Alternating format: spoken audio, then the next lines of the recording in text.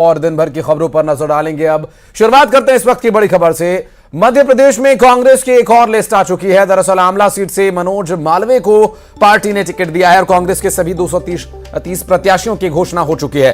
कांग्रेस निशा बांगरे को उम्मीदवार बनाना चाह रही थी, इस्तीफा मंजूर नहीं होने से सीट लटकी हुई है। दरअसल आखिरकार मनोज मालवीय को यहां से टिकट दिया गया है और आपको बता दें कि कांग्रेस पार्टी ने एक और लिस्ट अपने प्रत्याशियों की जारी की, जिसमें आमला से मनोज मालवीय को टिकट दिया गया। कांग्रेस के सभी 230 प्रत्याशी घोषित हो चुके हैं।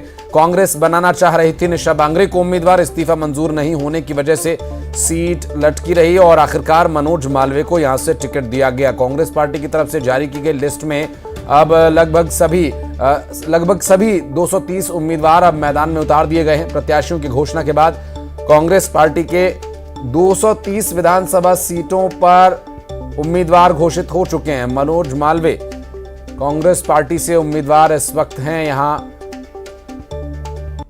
आमला सीट पर और कांग्रेस के सभी 230 प्रत्याशी घोषित हो चुके हैं, जबकि निशा बांगरे को यहां पर उम्मीदवार बनाने का प्रयास कांग्रेस पार्टी का था। कोशिश यही थी लेकिन वो सफल नहीं हो सकी। ऐसे में मनोज मालवीय को यहां से टिकट दिया गया है। अब देखना यह होगा कि मनोज मालवीय, जिनकी ये आमला सीट फंसी हुई थी, इस पर कोई ऐलान नहीं हो पा रहा था और अब मनोज मालवीय को यहां से टिकट दिया गया है, अंतिम उम्मीदवार। और अब 230 की 230 विधानसभा सीटों पर कांग्रेस पार्टी के उम्मीदवारों की घोषणा हो चुकी है। अब प्रचार तेजी पर है। इंतजार है तो 17 नवंबर 2023 की वो सुबह जब वोटिंग शुरू होगी और उस दिन की भी तस्वीरें आप तक पहुंचाएंगे। फिलहाल आपको बता दें कांग्रेस पार्टी ने अब यहां पर अपने सभी 230 प्रत्याशियों को घोषित कर दिया है और जिसमें जो आखिरी सीट बची हुई थी आमला की, कांग्रेस पार्टी ने मनोज मालवीय पर यहां से भरोसा जताया है और मनोज मालवीय उम्मीदवार कांग्रेस पार्टी के आमला सीट से।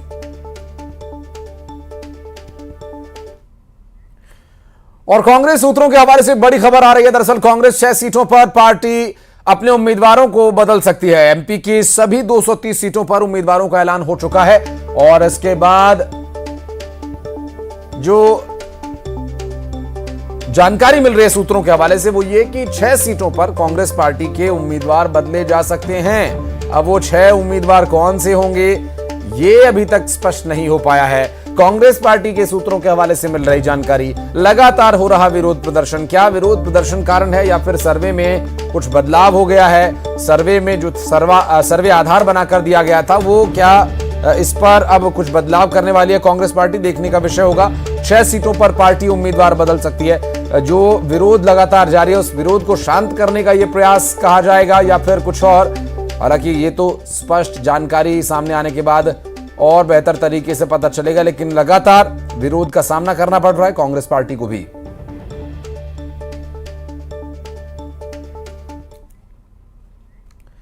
और एमपी में कांग्रेस के प्रत्याशियों का कई जगहों पर विरोध हो रहा है। कुछ जगहों पर सामूहिक इस्तीफे से दबाव बनाया जा रहा है तो कुछ नेताओं का दर्द मंच पर छलक रहा है।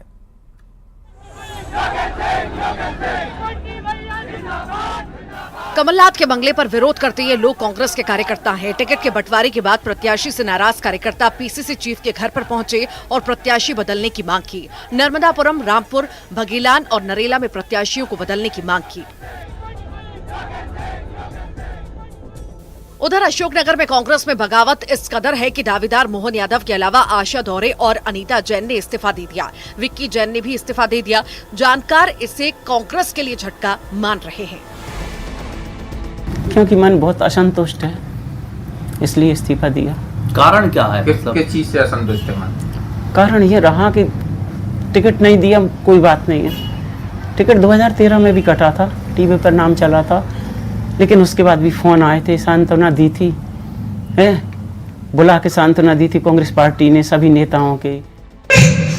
वहीं मंदसौर में कांग्रेस प्रत्याशी परशुराम सिसोदिया मंच पर रोने लगे। मेघवाल समाज के सपोर्ट ना करने का डर उन्हें इस कदर सताने लगा कि वो भावुक हो गए। दरअसल श्यामलाल जोगचंद्र का कांग्रेस ने टिकट काट दिया है और वो निर्दलीय चुनाव लड़ सकते हैं। माहौल बनाया जा रहा है कि मेघवाल समाज को टिकट नहीं दिया गया, इसलिए मेघवाल समाज कांग्रेस का सपोर्ट नहीं करेगा। भैया पहले 2 बार मेघवाल समाज को टिकट दिया श्यामलाल जी का, हम सब ने मेहनत करके उनको जिताने का प्रयास किया।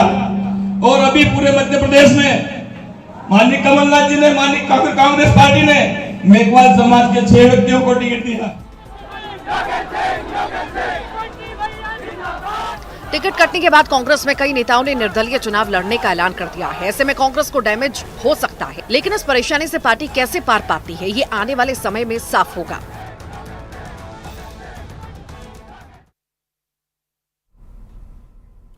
और विरोध के स्वर बीजेपी में भी बुलंद है। मुरैना में पूर्व मंत्री रुस्तम सिंह ने इस्तीफा दे दिया। रुस्तम सिंह ने इस्तीफा दिया। सीहोर में प्रत्याशी का विरोध लगातार जारी है।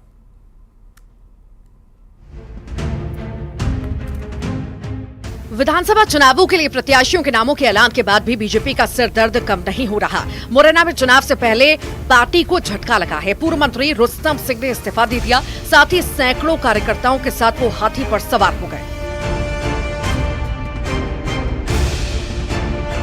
वहीं सीहोर के सुरक्षित मानी जाने वाली आष्टा में भी बीजेपी की मुसीबत बढ़ती दिख रही है। गोपाल इंजीनियर को प्रत्याशी बनाने के बाद बीजेपी के 3 दावेदारों ने मोर्चा खोल दिया है। रघुनाथ मालवीय, अजीत सिंह और कैलाश बगान ने हाईकमान को चुनौती दे डाली। हम ये चाहते हैं और हमारे जितने भी कार्यकर्ता बंधु यहाँ 200-250 कार्यकर्ता हमारे यहाँ बीच में उपस्थित हुए, सबने अपनी एक ही राय व्यक्त की है कि भारतीय जनता पार्टी अगर पुनः निर्णय करे और जो हमारी विचारधारा का व्यक्ति नहीं है, जो कांग्रेस से आए हुए हैं, दूसरी बात कि उन्होंने कभी धरी नहीं उठाई, कभी झंडे नहीं बांधे, कभी कोई काम नहीं किया, इसीलिए हमारे सारे भारतीय जनता पार्टी कार्यकर्ता दुखी हैं। कांग्रेस के साथ ही बीजेपी में भी टिकट की आस लगाए दावेदारों ने पत्ता कटने पर मोर्चा खोल दिया है। हालांकि बड़े नेता पार्टी में एकजुटता की बात कर रहे हैं और उम्मीद है जल्द पार्टी नाराजगी को दूर भी कर लेगी। और भिंड से बड़ी खबर आपको बता दें, मुन्ना सिंह भदौरिया ने सपा ज्वाइन कर ली है। दरअसल अटेर विधानसभा क्षेत्र से बीजेपी के पूर्व विधायक ये थे। सहकारिता मंत्री के खिलाफ चुनाव ये लड़ेंगे। बीते दिनों बीजेपी से इस्तीफा इन्होंने दिया था और अब समाजवादी पार्टी ज्वाइन कर ली है उन्होंने, और इस विधानसभा चुनाव में बड़े उलटफेर देखने को मिल रहे हैं। बढ़ते आगे इस बीच एक और बड़ी खबर आपको बता दें, जहां भोपाल से मिल रही जानकारी कि चुनावी रण में दिग्गज अब भारतीय जनता पार्टी का प्रचार करते नजर आएंगे।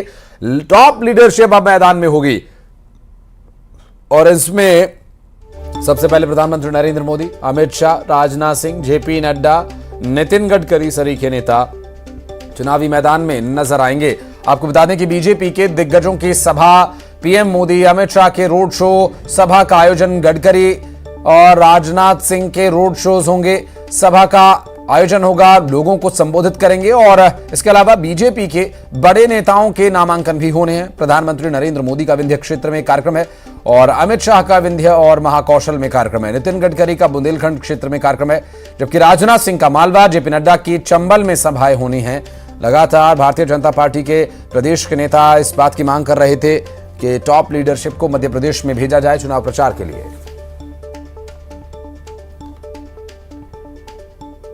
और इतना ही नहीं, कांग्रेस पार्टी भी अब पूरे दमखम के साथ चुनावी मैदान में उतर रही है प्रचार के लिए और कमलनाथ तूफानी दौरे पर रहेंगे। विधानसभा चुनाव में कमलनाथ तूफानी दौरा करेंगे। 24 अक्टूबर को छिंदवाड़ा में, 26 अक्टूबर को छिंदवाड़ा में नामांकन भी दाखिल करना है उन्हें। दरअसल 27 अक्टूबर को बैतूल के शाहपुर में एक जनसभा को संबोधित करेंगे कमलनाथ। तो वहीं 28 अक्टूबर को दमोह में प्रियंका गांधी वाड्रा के साथ जनसभा को संबोधित करेंगे। 29 अक्टूबर को रायसेन और कुरवाई में जनसभा होनी है। 30 अक्टूबर को इंदौर में रैली और जनसभा होगी।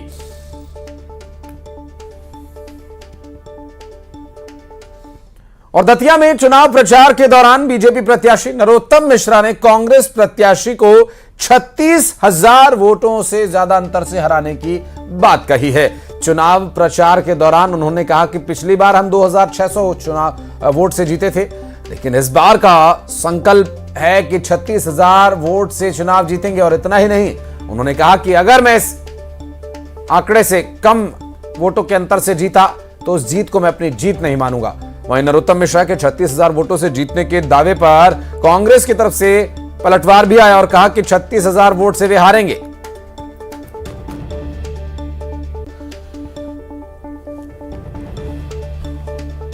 सुख शांति संपन्नता की कार्यकर्ता बंधुओं, ये सुरक्षा भारतीय जनता पार्टी करेगी, ये नरोत्तम मिश्रा करेगा। आप तो सिर्फ ये 25 दिन में धुआं उड़ा दो। और वो भाई जो कल झूठ बोल रहा था अपने कार्यकर्ताओं में कि 2600 से जीते थे, मैं संकल्प लेके कह रहा हूं और माई की सौगंध, अगर 36,000 से इस बार नहीं जीता तो जीत नहीं मारूंगा मैं। नरोत्तम मिश्रा बुरी तरह हारेंगे और 36,000 से ज़्यादा से हारेंगे, ये दावा मैं भी कर रहा हूँ। और अगर नरोत्तम मिश्रा इससे कम से हारे तो मैं उनकी हार को हार नहीं मानूंगा। और चुनावी रण में अशोकनगर जिला पहुंचे बीजेपी के राष्ट्रीय महासचिव कैलाश विजयवर्गीय ने एक बड़ा बयान किया और बड़ा बयान देते हुए एक दावा उन्होंने किया। दरअसल उन्होंने कहा कि आगामी विधानसभा चुनाव में बीजेपी 150 से ज्यादा सीटें जीतेगी और 2/3 बहुमत से इस बार सरकार बनेगी। वहीं कमलनाथ पर हमला बोलते हुए उन्होंने कहा कि सपना देखना कोई गलत बात नहीं, लेकिन अब कमलनाथ जी की उम्र हो चुकी है।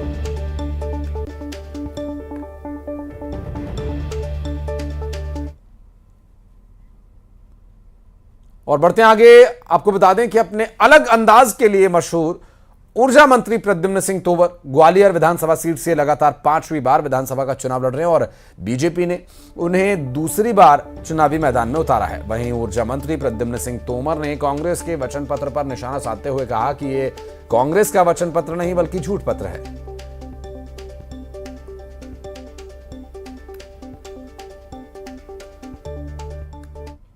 था कि युवाओं को बेरोजगारी भत्ता, सत्ता में आए तो कहा टाटा अब भत्ता बाद में देंगे। उन्होंने कहा वृद्धाओं को पेंशन 1,000, बोले नहीं अभी पैसा नहीं है खाते में। कहा किसानों को कर्जा 10 दिन में माफ, बोले अभी पैसा नहीं है। और जिनका माफ भी किया तो बैंक वाले अभी घूम रहे हैं।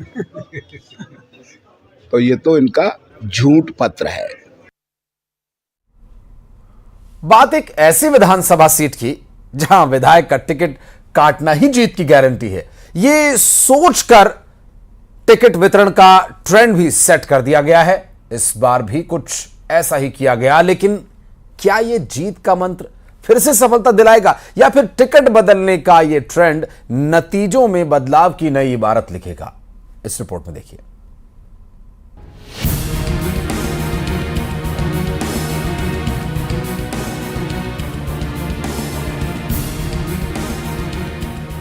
खंडवा जिले की पंधाना सीट अनुसूचित जनजाति के लिए आरक्षित वो क्षेत्र जो बीजेपी के गढ़ के तौर पर शुमार हो चुका है।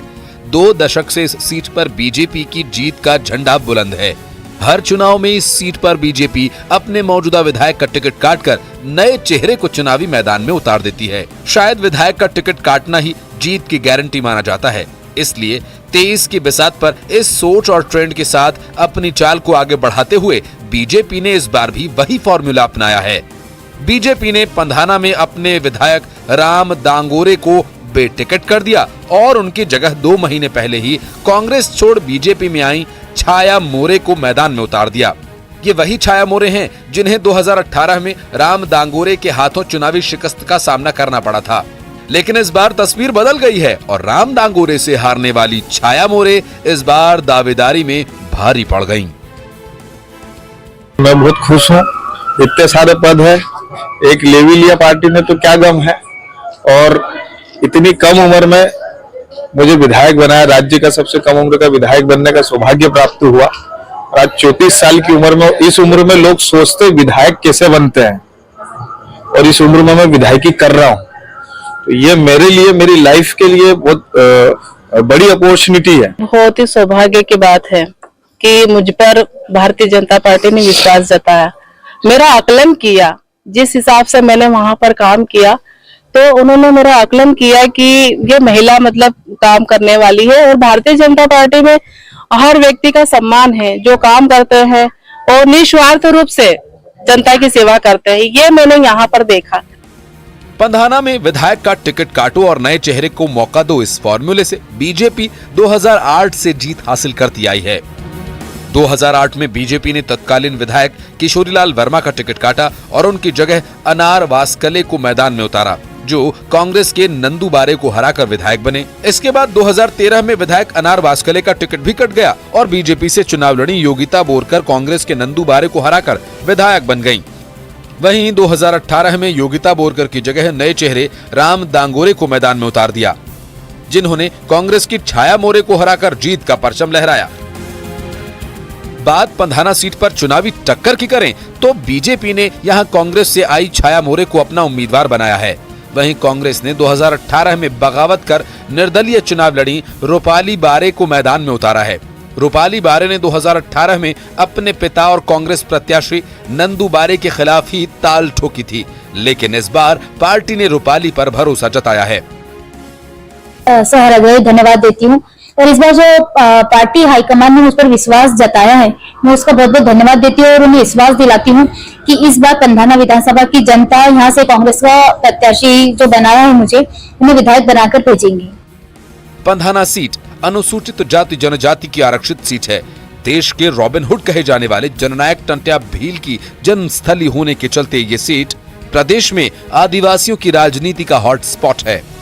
भारत जोड़ो यात्रा में राहुल गांधी यहां टंट्या भील की जन्मस्थली पर पहुंचे थे, तो वहीं मुख्यमंत्री शिवराज सिंह चौहान की अगुवाई में टंट्या मामा की गौरव कलश यात्रा भी निकाली गई थी।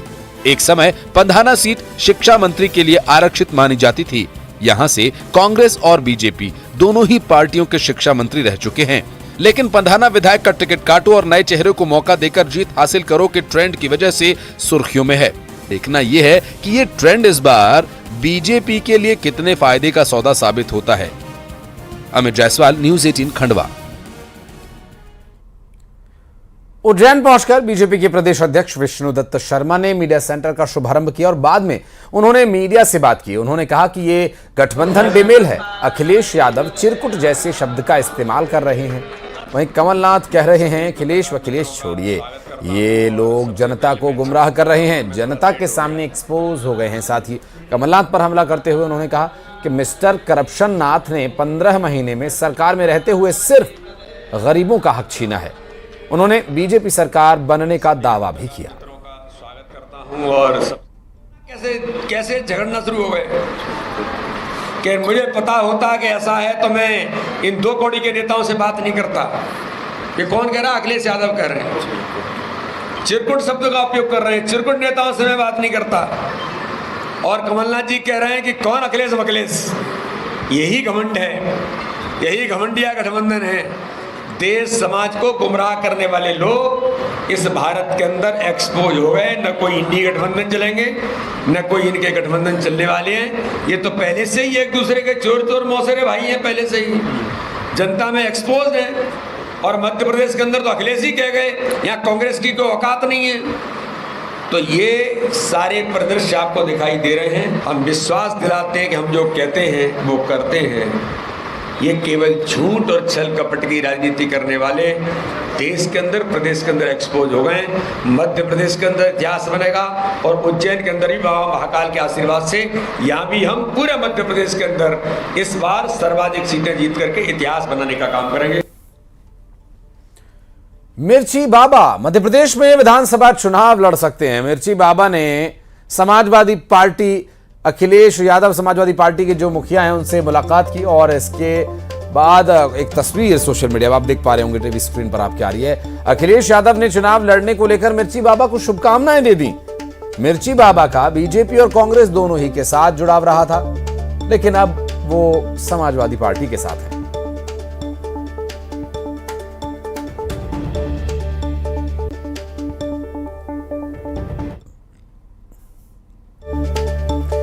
ये दरअसल एक सोशल मीडिया पर पोस्ट जो कि अखिलेश यादव की तरफ से डाला गया है, उसमें उन्होंने मिर्ची बाबा यानी राकेश दुबे को शुभकामनाएं दे दी हैं पहले से। उनका कहना है कि विधानसभा की विशेष सीट से चुनाव लड़ने के लिए आपकी शुभकामनाएं। हालांकि सीट कौन सी है अभी स्पष्ट नहीं किया है। और इस बीच भिंड से एक बड़ी खबर आपको बता दें, मुन्ना सिंह भदौरिया ने समाजवादी पार्टी ज्वाइन कर ली है। अटेर विधानसभा क्षेत्र से बीजेपी के ये पूर्व विधायक हैं और सहकारिता मंत्री के खिलाफ ये चुनाव लड़ेंगे। और बीते दिनों बीजेपी से इन्होंने इस्तीफा दिया था और अब समाजवादी पार्टी ज्वाइन की है इन्होंने। और सहकारिता मंत्री के खिलाफ अब ये चुनावी मैदान में ताल ठोकते नजर आएंगे। बीते दिनों बीजेपी से इन्होंने इस्तीफा देकर किनारा कर लिया था और अब ये चुनाव लड़ते नजर आएंगे अटेर विधानसभा से। बीजेपी के विधायक रह चुके हैं और अब ये समाजवादी पार्टी में जाकर बीजेपी के खिलाफ, कांग्रेस के खिलाफ ताल ठोकेंगे। मुन्ना सिंह भदौरिया तस्वीर में आप देख सकते हैं, जो कि अब समाजवादी पार्टी ज्वाइन कर रहे हैं।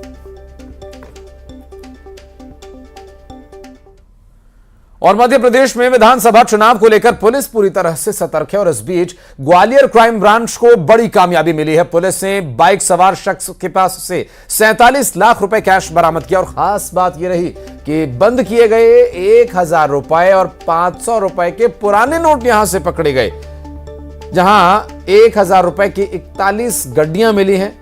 पुलिस पकड़े गए शख्स से पूछताछ कर रही है। मुरैना की तरफ से एक स्प्लेंडर मोटरसाइकिल से काफ़ी भारी मात्रा में कैश लेके आदमी आ रहा है। तो ये डिस्टेंस भी हमारे ऋषिकेश मीना जो क्राइम ब्रांच देख रहे हैं, उन्होंने नागिन सिकरवार और टीआई अमर सिंह सिकरवार, इन लोगों ने टीम बनाकर आईटीएम के पास भेजा था। जब वहाँ चेकिंग चालू करी गई है सुबह के टाइम में, तो उसमें ये एक मोटरसाइकिल दिखी जिसमें संदिग्ध व्यक्ति था। इसके पास एक बैग में करीबन 41 गड्डियाँ 1000 रुपये के नोट, जो अब वर्तमान में प्रचलन में नहीं है वो, और 12 गड्डियाँ 500 के नोटों की गड्डियाँ मिली हैं। कुल 47 लाख रुपए के करीबन पैसे मिले हैं। और इससे जब पूछा गया है तो इसका ये बताना है कि ये जो पैसे हैं ये कहीं कुछ चलाने के लिए लेके जा रहा था। अब इससे पूछताछ की जा रही है और सारी चीज़ों का पता लगाया जा रहा है। तो कुल मिला के जो ये चेकिंग थी, इसमें 47 लाख रुपए के बरामद हुए हैं और इनमें जो निर्देश है चुनाव आयोग के, चुनाव आयोग को और इनकम टैक्स विभाग को सूचित किया गया है। पुलिस इसकी पूरे मामले की जाँच करके इसे फर्दर कार्रवाई। और रायपुर लौटे Gurcharan Singh Hora. BRICS tennis tournament से लौटे गुरचरण सिंह होरा। दरअसल एयरपोर्ट पर गाजी बाजी के साथ उनका स्वागत किया गया और भव्य स्वागत यहां एयरपोर्ट पर हुआ। टूर्नामेंट में भारतीय टीम के manager Gurcharan Singh south Africa के डरबन में जो आयोजन हुआ था, इस दौरान वहां पर थे और टूर्नामेंट के बाद रायपुर लौट आए गुरचरण सिंह होरा। कहना है उनका कि बड़ी जिम्मेदारी देने के लिए सीएम का धन्यवाद। भारत का प्रतिनिधित्व करना अपने आप में बहुत गौरव की बात है और उससे बड़ा गौरव छत्तीसगढ़ के लिए कि एकमात्र छत्तीसगढ़ का मैं मैनेजर, पूरे इंडिया टीम का मैनेजर बन के गया था और बहुत उत्कृष्ट प्रदर्शन। खास तौर से टेनिस स्टेडियम जो भूपेश बघेल जी ने यहाँ बनाया 25 करोड़ की लागत से, उसमें हमको सिल्वर और ब्रॉन्ज मेडल मिला है। हिंदुस्तान को, भारतवर्ष को सबसे बड़ी उपलब्धि यही है कि उस पूरे देश के लोग, जब झंडा तिरंगा ऊंचा जाता है तो गौरव से हमारा मन भर जाता है और बहुत अच्छा ट्रिप रहा। हमने बहुत सारे silver medal, gold medal, bronze medal हमने जीते हैं और काफी अच्छी उपलब्धि रही है इस बार, खास तौर से टेनिस, बैडमिंटन, पैरा ओलंपिक और आपका स्विमिंग में। और खबरों में फिलहाल इतना ही। वक्त एक छोटे से ब्रेक का, जल्द लौटते हैं।